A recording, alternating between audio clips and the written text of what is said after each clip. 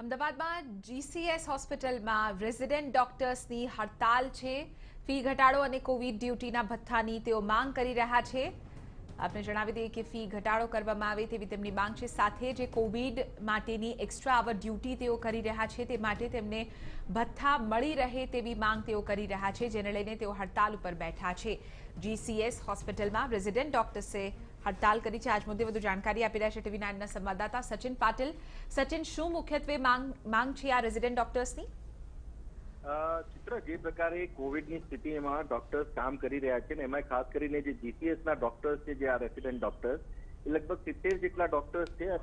તો ની જે ફીસ છે, ફીસમાં જે વેરિએશન હોય છે અલગ અલગ એમના જે સ્પેશિયલાઇઝેશન હોય છે એના મુજબ, ત્યારે એ ફીસમાં પણ ઘટાડો કરવામાં આવે એ બાબતને લઈને લગભગ છેલ્લા 6-1 મહિનાથી તેઓ રજૂઆત કરી રહ્યા છે।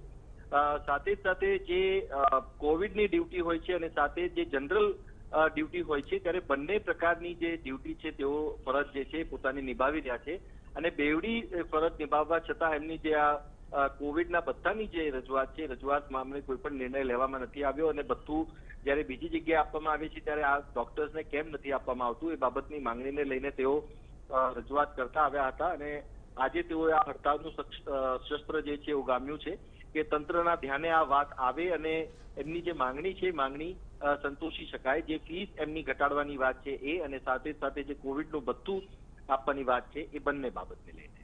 આભાર સચિન, સમગ્ર મામલે જાણકારી આપવા બદલ। ફી ઘટાડો અને કોવિડ ડ્યુટીના ભથ્થાની માંગ તેઓ કરી રહ્યા છે। તેમના જે કોર્સિસ છે તેની ફી ઘટે અને જે કોવિડ માટેની ડ્યુટી તેઓ કરી રહ્યા છે તેના ભથ્થા આપવાની તેઓની માંગ છે।